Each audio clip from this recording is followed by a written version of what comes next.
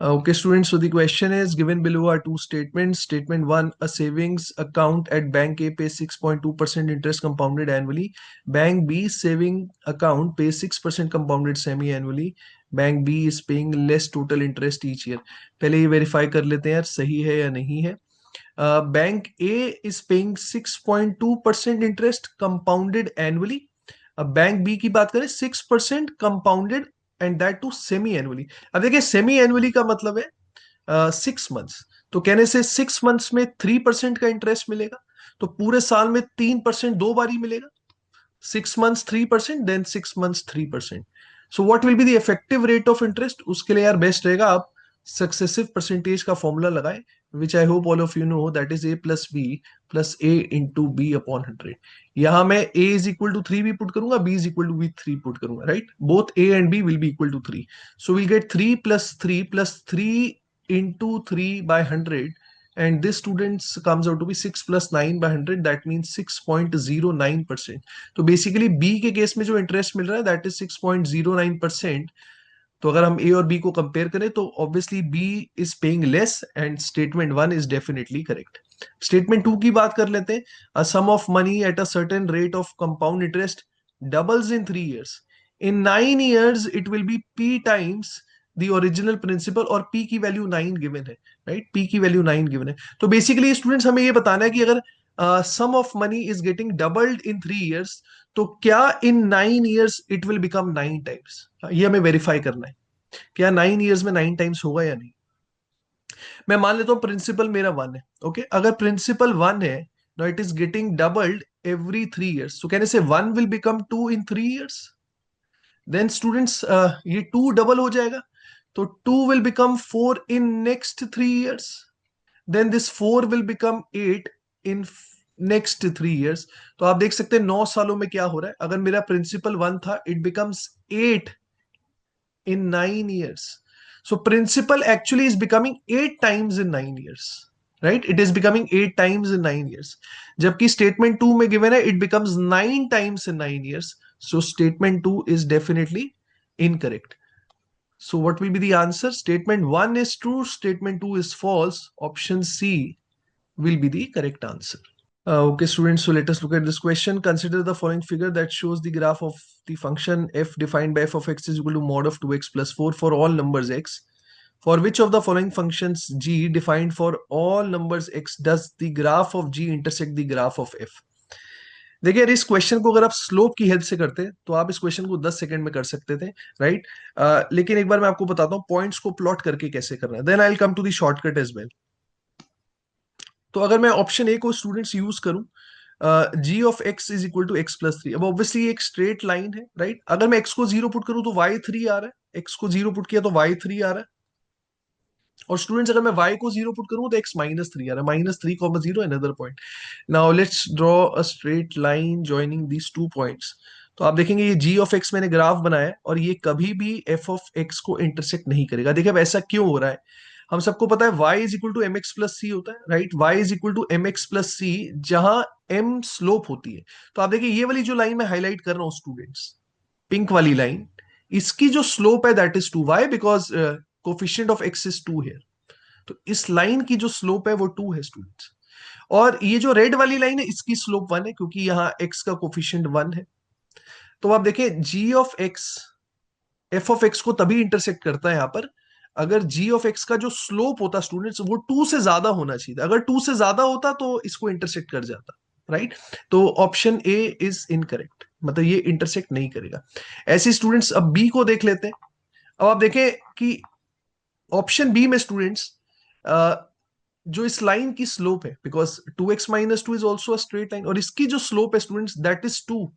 जबकि ये जो पिंक वाली लाइन है उसकी भी स्लोप 2 है. तो मतलब अब ये दोनों लाइंस एक दूसरे के पैरेलल होंगी. पॉइंट्स प्लॉट करके देख लेते हैं तो आपको बेटर आइडिया लगेगा. Now let's put students x as 0. If I put x as 0, I'll get y as -2. If I put x as 0, I'll get y as -2. And if I put y as 0, I'll get x is equal to 1. If y is 0, x is equal to 1. तो 1,0 students ये दूसरा point आ जाएगा.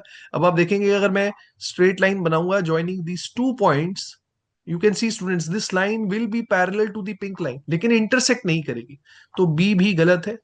And using the same logic students, C will definitely be incorrect, क्योंकि इस line का slope भी 2 है, 2x+3, इस लाइन का स्लोप भी 2 है, ये लाइन भी स्टूडेंट्स पिंक वाली लाइन के पैरेलल ही होगी।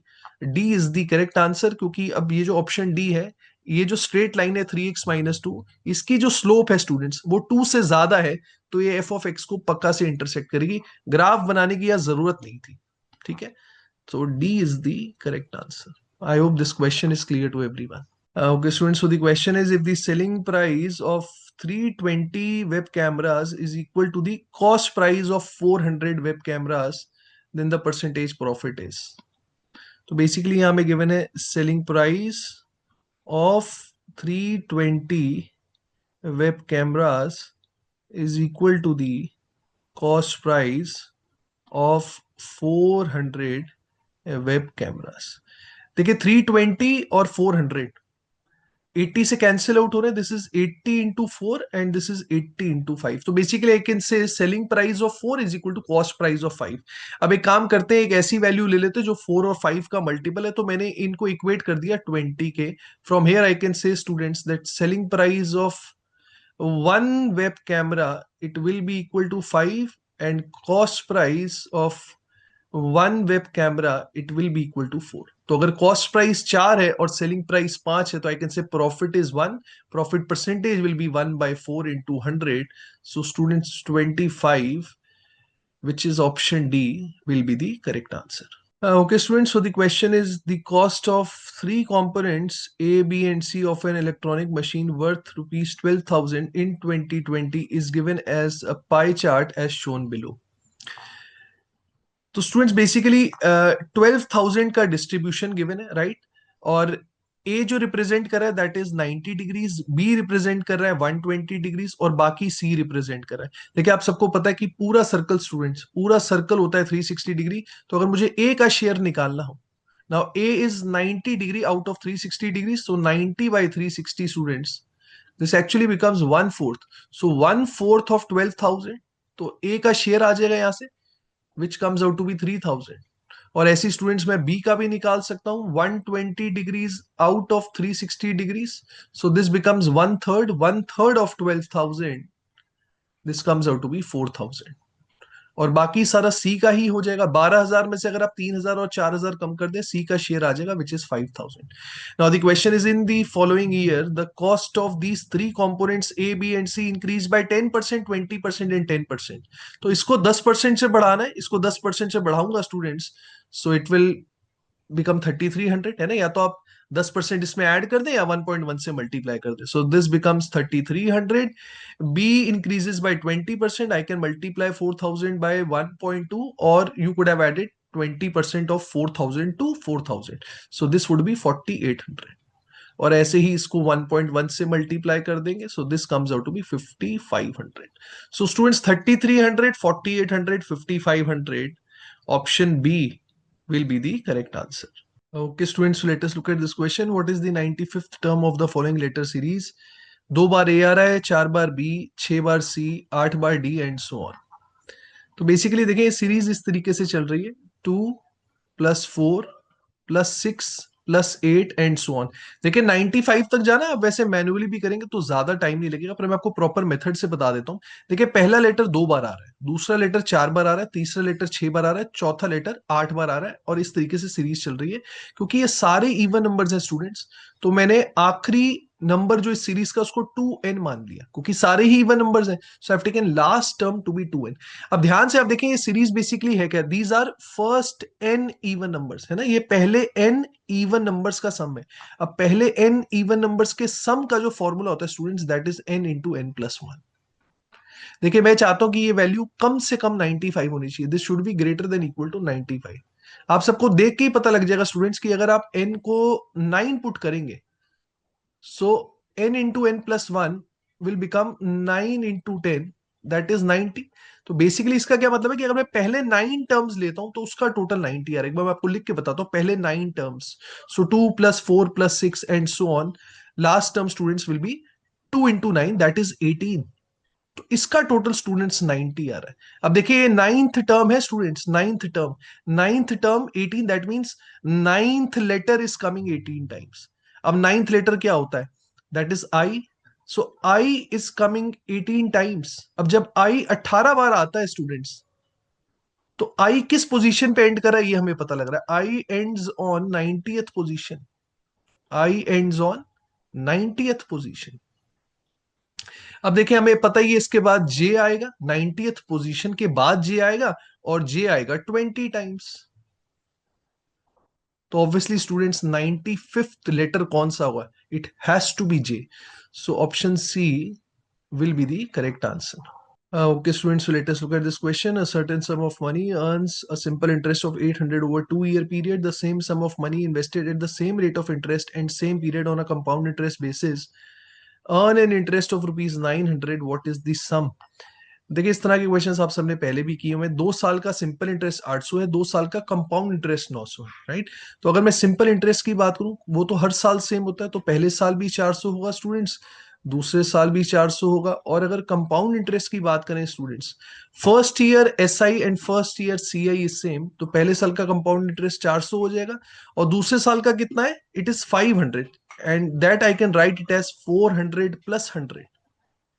अब देखिए बेसिकली 100 कहां से आ रहा है, हमें ये समझ में आना चाहिए, ये 100 आ रहा है due to interest on first years interest. ये जो 100 रुपए आ रहे हैं स्टूडेंट्स, ये पहले साल के इंटरेस्ट से हमें इंटरेस्ट मिला है। तो ये बेसिकली 100 रुपए हमें 400 रुपए से आ रहे हैं।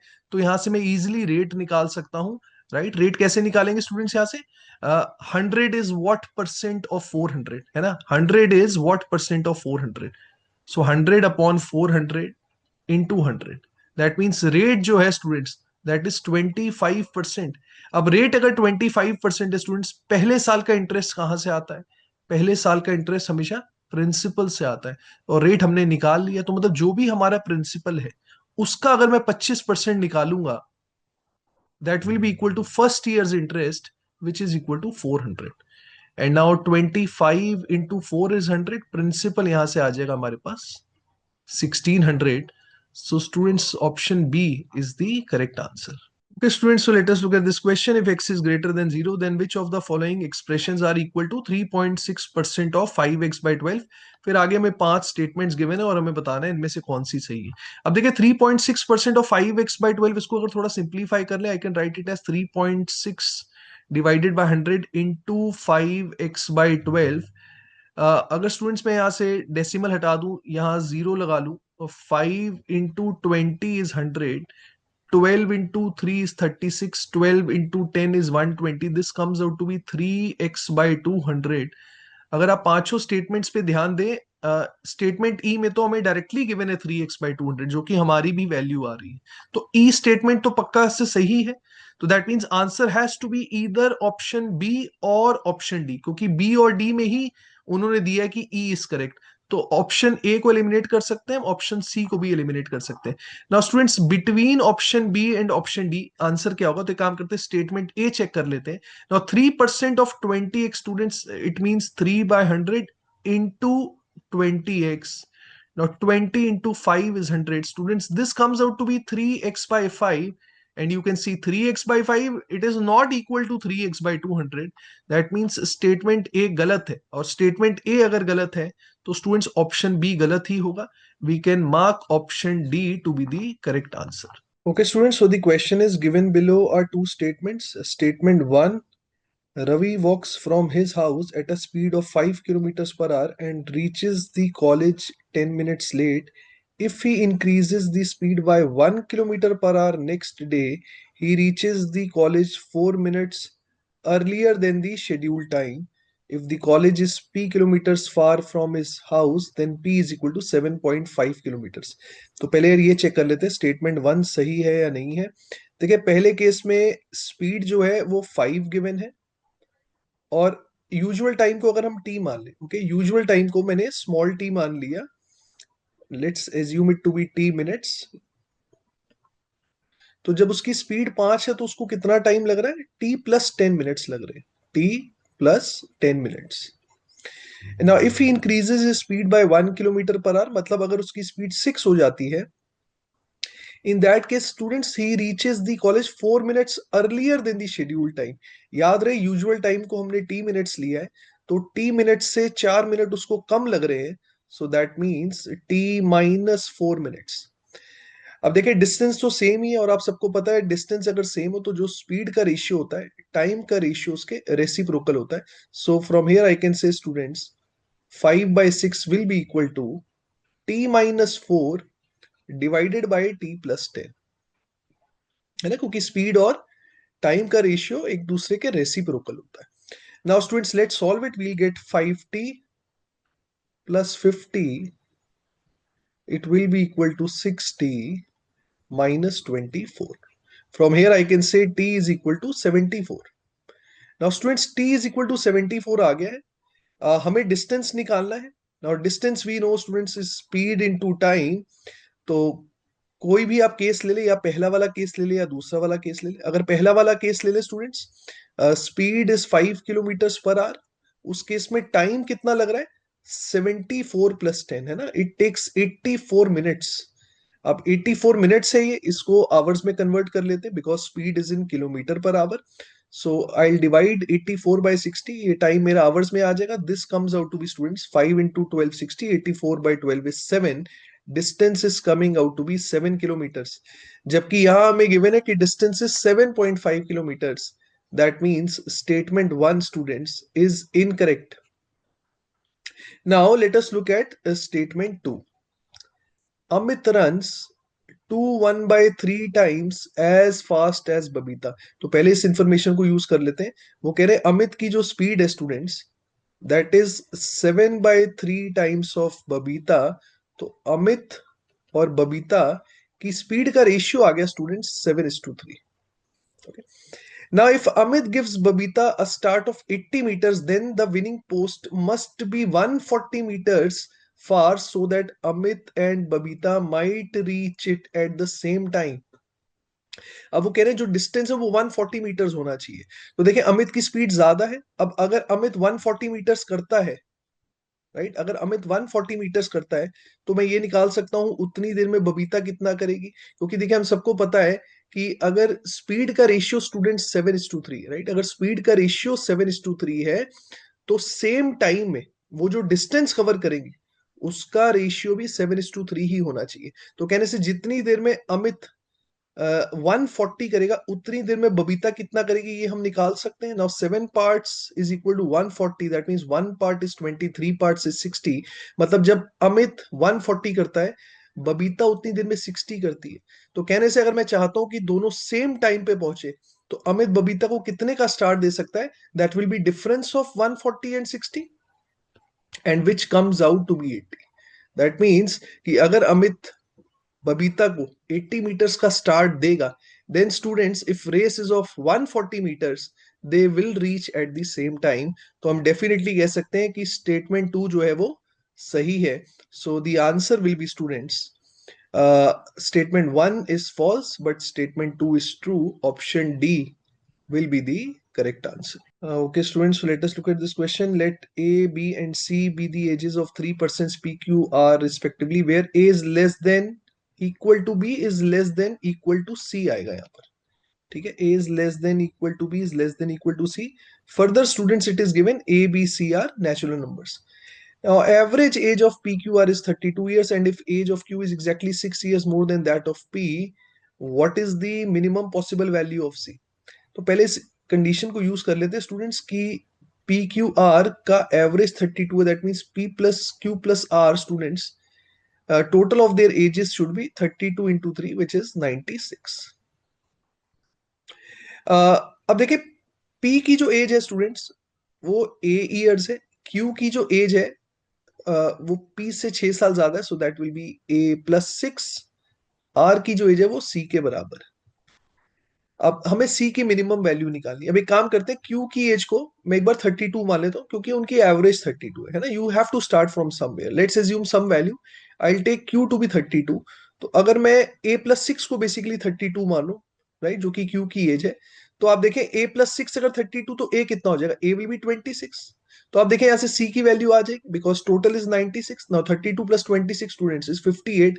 98 में 96 में से अगर 58 चला गया स्टूडेंट्स, दैट विल बी 38। क्योंकि मैं सी को मिनिमम करना चाहता हूं, मैं क्यू की एज को स्टूडेंट्स और बढ़ा रहा हूं। Right now instead of 32 I take this to be 33। Q की एज को मैंने 33 ले लिया। Now students if a plus 6 is 33, right, I can say a will be 27. Now you can see 27 plus 33 students, this comes out to be 60, total is 96। तो ये 36 के बराबर आ जाएगा, सी की वैल्यू 36 आ जाएगी। अब देखिए सी की वैल्यू और कम हो गई है। ऐसे ही अब मैंने क्यू की एज को, मतलब a plus 6 की जगह स्टूडेंट्स मैंने 34 पुट कर दिया। आई कैन से p की age will now become 28। Now 34 plus 28 students, this comes out to be 62। 96 में से अगर आप 62 कम कर दें, this comes out to be 34। And this is possible students, क्योंकि बी और सी बराबर हो सकते हैं ना, क्यू और आर की एज बराबर हो सकती है। क्वेश्चन में गिवन है B is less than equal to C. आगे स्टूडेंट्स अगर आप क्यू की एज को बढ़ाएंगे, right, if you take this to be 35, then in that case this will become 29 and this will become students 32. Now this is not possible. Okay, so minimum possible value of C will be 34. So option A will be the correct answer. I hope this question is clear to all of you.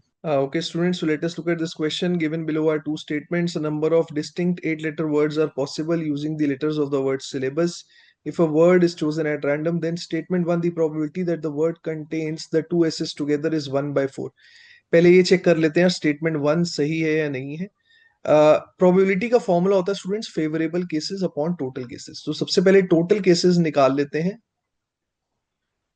So in how many ways can we arrange the letters of the word syllabus?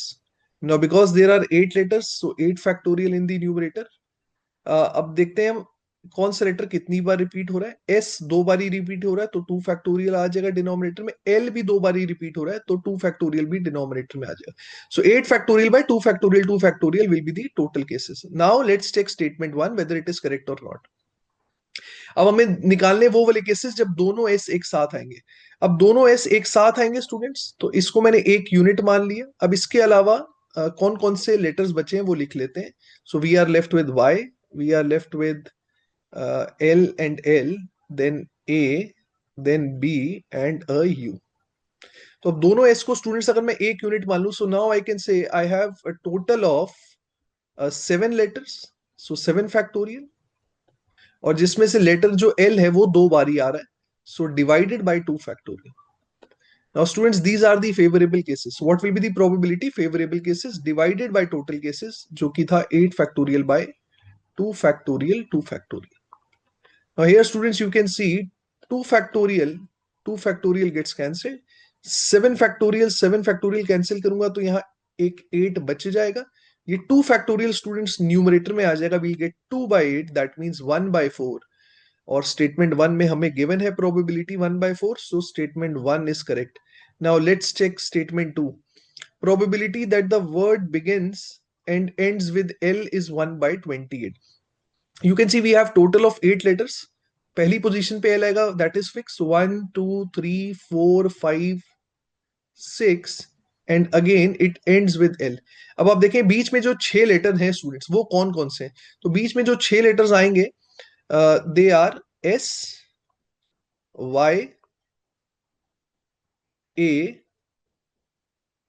B, U and S. तो ultimately मुझे S Y A B U S को arrange करना है, क्योंकि दोनों L तो अपनी जगह पे फिक्स रहेंगे। तो इन 6 लेटर्स को अरेंज करने के स्टूडेंट्स कितने तरीके? इन 6 लेटर्स को अरेंज करने के तरीके 6 factorial, because total there are 6 letters.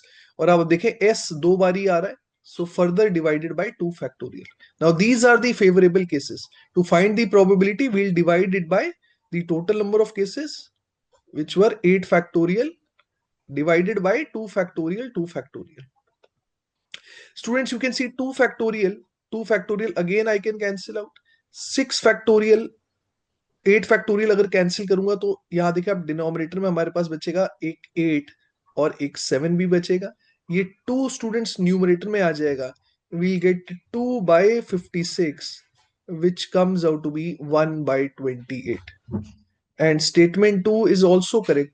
तो दोनों स्टेटमेंट सही है, so option A will be the correct answer. Okay, students, so the question is, what is the probability of getting a sum of 22 or more when 4 dice are thrown? तो formula होता है probability का favourable cases upon total number of cases. पहले total cases निकाल लेते हैं, which is very easy to find. Every time we throw a dice there are 6 possibilities. तो पहली बार डाइस थ्रो करी 6 पॉसिबिलिटीज, दूसरी बार again 6 possibilities, third time again 6 possibilities, and fourth time again 6 possibilities. So 6 into 6 into 6 into 6 will be the total number of possibilities, you can say, which is 1296. Now students, let's look at the favorable cases. 22 or more, तो maximum कितना आ सकता है? maximum आ सकता है 24, and there is only one possibility to get 24, है ना? 6 6 6 and a 6, चारों बार 6 आना चाहिए. So there is only one such case. Okay, there is only one such case. 23 भी आ सकता है स्टूडेंट्स. अब 23 के लिए ऑब्वियसली 3 बार 6 आना चाहिए और 1 बार 5 आना चाहिए. लेकिन स्टूडेंट्स, अब ये किसी भी ऑर्डर में हो सकता है ना? हो सकता है पहली बार 5 आया, हो सकता है दूसरी बार 5 आया, हो सकता है तीसरी बार 5 आया, हो सकता है चौथी बार 5 आया. 5 कब आया ये हमें नहीं पता है. So there are further 4 possibilities, right? Basically आप इसको इस तरीके से भी सोच सकते हैं कि there are 4 items to be arranged, out of which 3 are identical, है ना? तो इसको अरेंज करने के कितने तरीके? 4 factorial by 3 factorial ways. So this will give you 4 cases. Now students, to get a sum of 22, basically there are 2 methods, right? एक तरीका है कि 3 डाइस में 6 आ जाए और एक में 4 आ जाए, या ये भी पॉसिबल है कि 2 डाइस में 6 आ जाए और 2 डाइस में 5 आ जाए. ठीक है, तो इसकी अरेंजमेंट कितने तरीके से पॉसिबल है? 4 factorial by 3 factorial. Again this will give 4 cases. और इसकी कितनी पॉसिबिलिटीज है? 4 factorial by 2 factorial 2 factorial, which comes out to be 6. So favorable cases, students, they come out to be 6 plus 4 plus 4 plus 1, which comes out to be 15. So favorable cases are 15. So answer will be, students, 15 by 1296. 3 से divide हो रहे हैं यार दोनों. 3 into 5 is 15 and 432 in the denominator. So option A, students, will be the correct answer. Okay, students, so let us look at this question. A train running at 18 kilometre per our crosses a mark on the platform in 9 seconds. तो पहले यार इस information को use कर लेते हैं. देखिए, time seconds में गिवन है, तो ये जो स्पीड है इसको मीटर पर सेकंड में कन्वर्ट कर लेते हैं. किलोमीटर पर आवर से अगर मीटर पर सेकंड में जाना, will multiply it by 5 by 18. So students, this comes out to be 5 meters per second. अब देखिए, स्पीड है 5 मीटर्स पर सेकंड और टाइम है 9 seconds. So 5 into 9, this will give us the distance, students, which comes out to be 45 meters. ये जो distance है students यहाँ पर, ये बेसिकली यहाँ पर क्या है? It is the length of the train. Okay, I right it here. It is the length of the train, which here is given as p. अब आगे स्टूडेंट्स गिवन है कि this train it takes 25 seconds to cross the platform. देखो, platform को cross करने का क्या मतलब है कि इस केस में डिस्टेंस जो होगा that will be the length of the platform plus the length of the train. तो अगर स्पीड है 5 और टाइम है 25, now this distance, students, which is coming out to be 125, it is the length of the train plus the length of the platform, so it is actually equal to p plus q. अब देखें, p की value हमने calculate करी हुई है 45. So if p is equal to 45, so length of the platform, students, it will be 125 minus 45, that is 80. So 45 and 80, option A, students, will be the correct answer. Okay, students, so let us look at this question. 3 pipes P, Q and R can fill a tank in 6 hours. After working at it together for 4 hours, R is closed and both P and Q can fill the remaining part in 7 hours. Number of hours that will be taken by R alone to fill the tank is. देखिए, सबसे पहले तो ये समझे कि 6 घंटे में तीनों मिलके पूरा टैंक भर सकते हैं. 2 घंटे इन्होंने काम कर लिया, तो कहने से जो बची हुई कैपेसिटी है, write it here, remaining capacity it can be filled by P Q and R in 4 hours. क्योंकि अगर तीनों ने मिलके 2 घंटे काम किया है और तीनों मिलके 6 घंटे में पूरा टैंक भर सकते हैं, तो कहने से जो बचा हुआ टैंक है that can be filled bye all three together in 4 hours. और यही कैपेसिटी स्टूडेंट्स पी और क्यू 7 आवर्स में भर सकते हैं। ठीक है, अब पहले इस इंफॉर्मेशन को यूज कर लेते हैं। So remaining capacity students I take it to be a multiple of 7 and 4। तो मैंने टोटल वर्क को स्टूडेंट्स मान लिया 28 यूनिट्स। अब यहां से मैं पी क्यू और आर की एफिशिएंसी निकाल सकता हूं, that will B 7 units every our. और ऐसे ही पी और क्यू की एफिशिएंसी आ जाएगी, that will B 4 units every our. अब देखिए पी क्यू आर की एफिशिएंसी भी है, पी और क्यू की एफिशिएंसी भी, तो यहां से मेरे पास आर की एफिशिएंसी आ गई which comes out to be 3 units every hour. Now be very careful students, question में ये पूछा गया कि पूरा टैंक अगर आर अकेले भरेगा तो कितना टाइम लगेगा, पूरा टैंक। अब 28 unit students is not the capacity of the full tank. ठीक है, अ, ये देखे 28 यूनिट्स कौन सी कैपेसिटी, जो बची हुई कैपेसिटी है, जो पी क्यू आर 4 घंटे में भर सकते हैं, जो पी क्यू आर 4 घंटे में भर सकते हैं, वो कैपेसिटी 28 यूनिट्स है। तो कहने से पी क्यू आर अगर 4 घंटे में 28 यूनिट भर सकते हैं, तो टोटल कैपेसिटी तो वो है ना जो पी क्यू आर 6 घंटे में भरते हैं। क्वेश्चन में गिवन है कि पूरी कैपेसिटी को भरने के लिए पी क्यू आर को 6 घंटे लगते हैं। तो पूरी कैपेसिटी कितनी होगी टैंक की, जो पी क्यू आर 6 घंटे में भरेंगे, that we can say will be equal to 6 × 28/4। Just applying the unitary method. 4 घंटे में अगर 28 यूनिट भर सकते हैं तो 6 घंटे में कितना भरेंगे। So this students comes out to be 42 units. मतलब जो कैपेसिटी पूरे टैंक की है दैट इज 42 यूनिट्स। तो ये 42 यूनिट्स अगर आर भरेगा तो कितना टाइम लगेगा, 42/3 which comes out to be 14 hours. So students, option C will be the correct answer. Okay students, so the question is what is the area of an equilateral triangle whose inscribed circle has radius r। ठीक है, अब equilateral triangle की side को students let's say मैंने small a मान लिया। अब basically देखिए कैपिटल आर है क्या स्टूडेंट्स, ये कैपिटल आर है इन रेडियस। और आप सबको पता ही है स्टूडेंट्स, इक्विलेटरल ट्राइंगल में इन रेडियस होता क्या है, it is side divided by 2 times √3। This is students in radius of an equilateral triangle, which here is given to us as capital R. So I can say students from here that A is equal to 2 times √3 into R. And now we are looking for the area of equilateral triangle, that is √3/4 into A ka square. So it will be 2√3 into 2√3, which I can say is 4 into 3, that is 12 times R ka square. Okay students, now if we solve it, 4 into 3 is 12, we'll get 3√3 R square. 3√3 R square. So option D will be the correct answer. Okay students, so let us look at this question. The number of all integers, देखिए छोटा सा correction है यहाँ, सबको बता दूं, the number of all integers n आएगा, the number of all integers n for which n square plus 96 is a perfect square. ठीक है, तो n स्क्वायर प्लस 96 क्योंकि एक परफेक्ट स्क्वायर है तो मैंने उसको p स्क्वायर के बराबर पुट कर दिया स्टूडेंट्स। अब यहां अगर मैं A square minus B square वाला फॉर्मूला लगा सकता हूँ, because I can write this equation as P square minus N square is equal to 96। अब A square minus B square का स्टूडेंट्स फॉर्मूला होता है A minus B into A plus B. So P minus N into P plus N is equal to 96।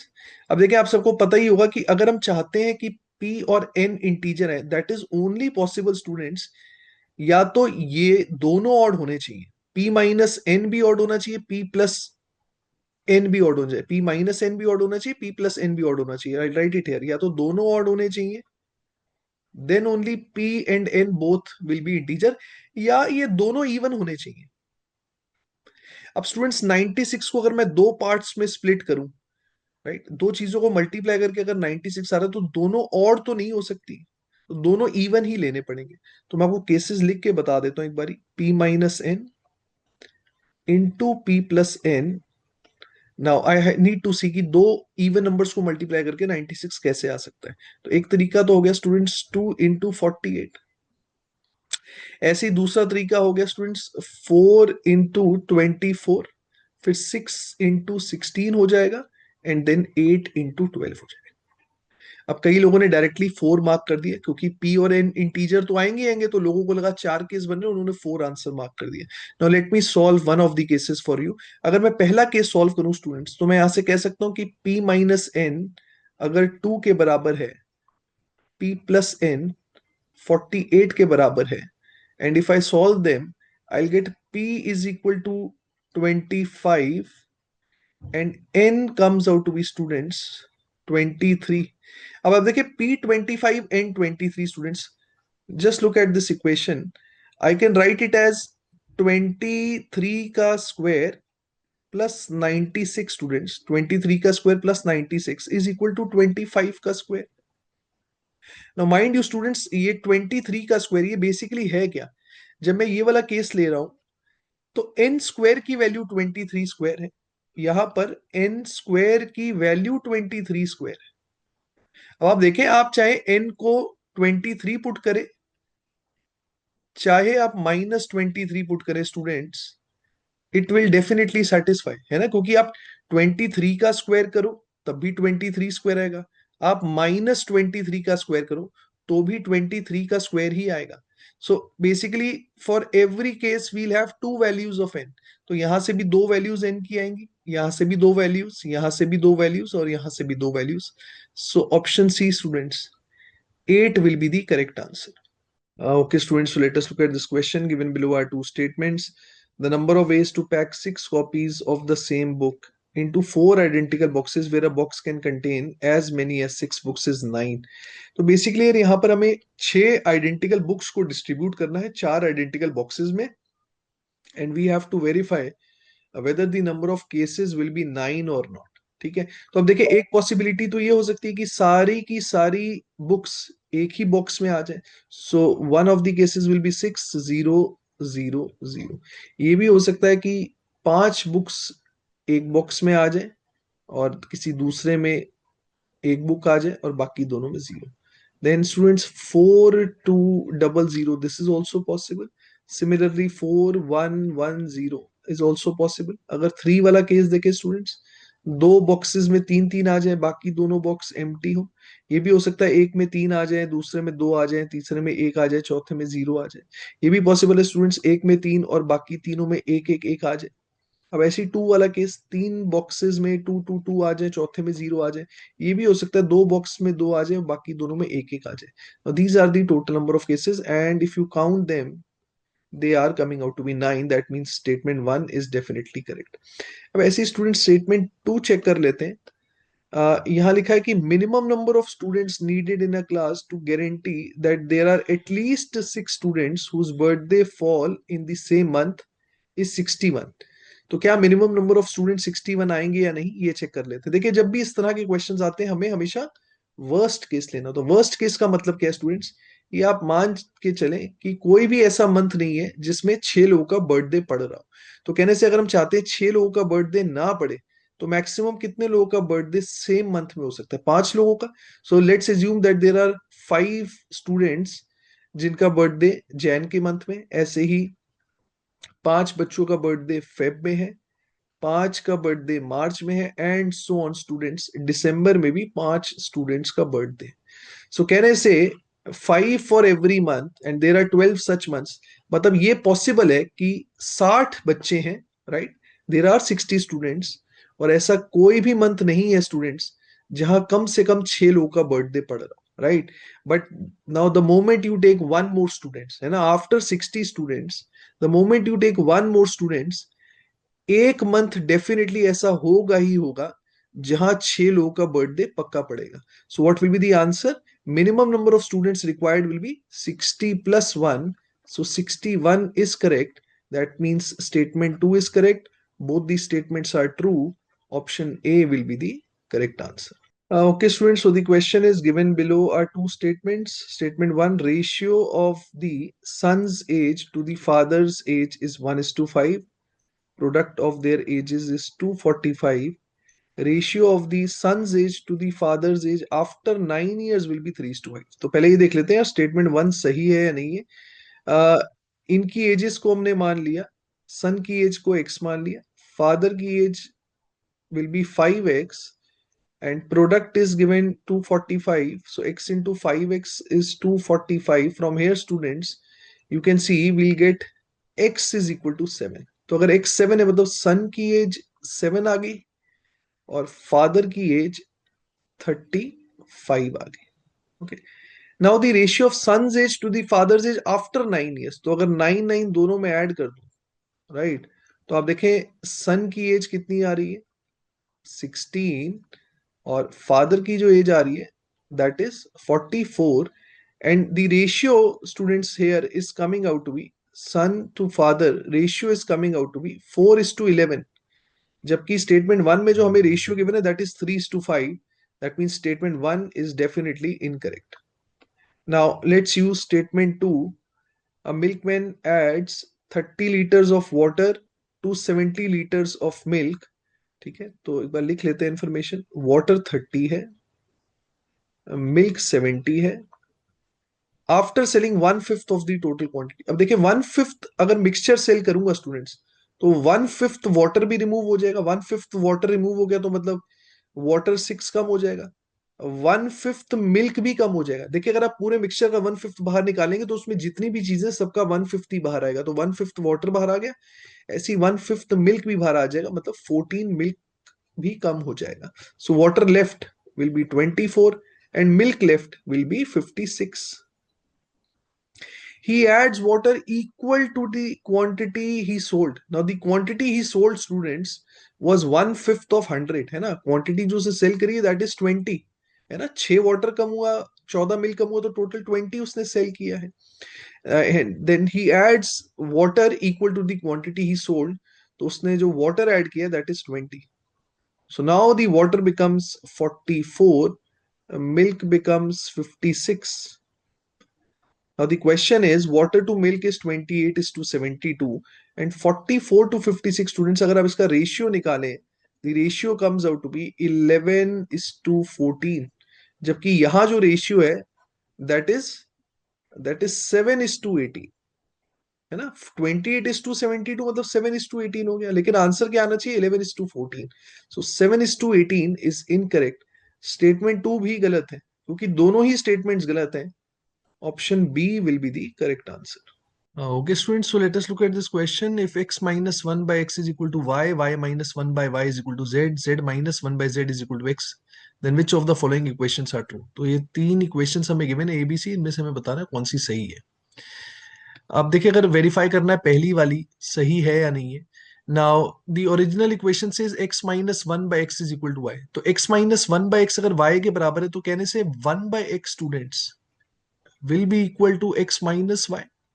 And similarly students अगर मैं यहां से 1 by Y की value निकाल लूं, so 1 by y I can say will be equal to y minus z. And similarly students यहां से मैं 1 बाय जेड की वैल्यू निकाल सकता हूं, 1 by z it will be equal to z minus x. Now we need 1 by x plus 1 by y plus 1 by z. So if I add these three equations, you can see we'll get 1 by x plus 1 by y plus 1 by z. And students right hand side will become 0 because minus y plus y gets cancelled out, x minus x gets cancelled out, z minus z gets cancelled out. So it is coming out to be 0. That means A is correct. And students, if equation A is correct, that means option C is definitely eliminated है ना। सी को तो हम eliminate कर सकते हैं, कोई बाकी ऑप्शंस में ए गिवन है, तो we don't know what is the correct answer. Now students let's check for the equation B. इसको वेरीफाई करते हैं, 1/x² plus 1/y² plus 1/z² 8 के बराबर आ रहा है कि नहीं आ रहा। तो स्टूडेंट्स मैंने इस इक्वेशन को यूज किया, x minus 1/x is equal to y, squaring both sides. Okay, I am squaring both sides, so I get x² plus 1/x² minus 2 is equal to y square. Mind you, I need 1 by x square. So from here I can say students 1 by x square will be equal to y square minus x square plus 2. Similarly students, इस equation को भी squaring both sides, So we'll get y square plus 1 by y square -2 is equal to z का square. अब यहां से students मैंने 1/y square की value निकाल ली, तो 1/y स्क्वायर को मैं लिख सकता हूं z square minus y square +2। And similarly students, इसको अगर हम स्क्वेयरिंग बोथ साइड्स कर दें तो हमारे पास आ जाएगा Z square plus 1/z² -2 is equal to x square.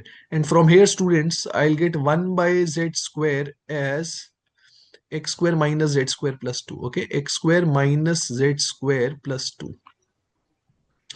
Mind you we have to find 1/x² plus 1/y² plus 1/z²। तो मैंने तीनों इक्वेशंस ऐड कर दी, right? So you can see we'll get 1/x² plus 1/y² plus 1/z², and this students comes out to be y² minus y² gets cancelled, minus x² gets cancelled, z² minus z² gets cancelled. We'll get 2 plus 2 plus 2, that is 6. So basically 1/x² plus 1/y² plus 1/z² students, इसकी value 6 आनी चाहिए. That means B is not correct. And students, if B is not correct, that means option A is also eliminated, option D is also eliminated. तो आगे यार equation C को check करने की जरूरत नहीं है. Option B has to be the correct answer. Okay, students. So the question is, if 5 power is equal to 9 power b is equal to 2025, then the value of AB upon A plus B is equal to what? देखिए कई लोग इसको log लेके करते हैं, आप बिना log के भी कर सकते हैं if you are good with numbers. See 5 power a students is equal to 9 power b, और अगर आपको ये पता है कि 2025 students it is square of 45, अब इस क्वेश्चन को बहुत जल्दी कर सकते हैं क्योंकि 45 स्टूडेंट्स इज एक्चुअली 5 × 9, राइट? अब इसको करने का बेस्ट तरीका क्या है, देखें आप इनको इक्वेट कर दें लेट से किसी वेरिएबल के बराबर. I put it equal to k, तो आई कैन से 5 की वैल्यू स्टूडेंट्स के टर्म्स में हो जाएगी के की पावर 1/a के बराबर. 9 हो जाएगा के की पावर 1/b के बराबर. And students I can say 45 will be equal to k to the power 1/2 के बराबर. Now because 5 × 9 is equal to 45, so from here I can say students k to the power 1/a into k to the power 1/b, it will be equal to k to the power 1/2. Bases are same, multiply हो रहे, powers add हो जाएगी, that means k to the power 1/a plus 1/b is equal to k to the power 1/2. Powers को equate कर सकते हैं हम क्योंकि बेस दोनों साइड सेम है, that means 1/a plus 1/b is equal to 1/2. And now students, if I take LCM, I'll get a plus b upon ab is equal to 1/2. We need reciprocal of this, so answer will be 2. ab upon a plus b comes out to be 2. Option C is the correct answer. Okay, students. So the question is, arrange the following numbers in increasing order. √59 minus √51, √37 minus √29, √87 minus √79, √79 minus √71. देखिए चारों numbers एक दूसरे के बिल्कुल similar है क्योंकि हर जगह जो डिफरेंस है स्टूडेंट्स वो सेम है, राइट? जैसे यहाँ देखिए 59 51 में भी 8 का डिफरेंस है, 37 29 में भी 8 का डिफरेंस है, एंड सो ऑन.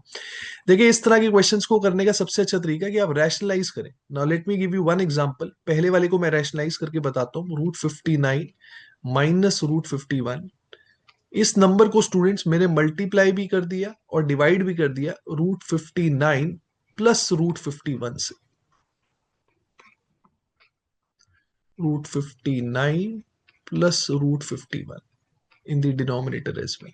तो कहने से numerator students will now become 8 using the formula a minus b a plus b, that is a square minus b square. So in numerator we'll get 59 minus 51, that is 8. Denominator में students हमारे पास आ जाएगा √59 plus √51. And students using the same logic, I hope आप सबको पता लग रहा है कि जो b है नंबर, ये क्या बन जाएगा, इसके भी न्यूमरेटर में 8 आ जाएगा अगर इसको रैशनलाइज कर दूंगा, और इसके डिनोमिनेटर में स्टूडेंट्स आ जाएगा √37 plus √29. And similarly students, for C as well, numerator will be 8, denominator will be √87 plus √79, और D में भी 8 न्यूमरेटर में आ जाएगा, डिनोमिनेटर में आ जाएगा √79 प्लस √71. अब देखें चारों को कंपेयर करना बहुत ही आसान है क्योंकि हर केस में स्टूडेंट्स न्यूमरेटर तो सेम ही आ रहा है, अब डिनोमिनेटर जिसका बड़ा होगा वो नंबर छोटा होगा, और डिनोमिनेटर जिसका छोटा होगा वो नंबर बड़ा होगा। तो आपको इजीली पता लग रहा है जो सबसे छोटा डिनोमिनेटर है वो है √37 plus √29। That mean students B जो नंबर है वो सबसे बड़ा नंबर होगा। राइट, बी जो है वो सबसे बड़ा नंबर होगा, क्योंकि बी के केस में जो डिनोमिनेटर आ रहा है वो सबसे छोटा है। अब क्योंकि बी सबसे बड़ा है और नंबर्स को हमने इंक्रीजिंग ऑर्डर में अरेंज करना है, तो B will come at the last. If you look at the options, B should come at the last. D is the only option which has B at the last. So D will be the correct answer. I hope this question is clear to everyone.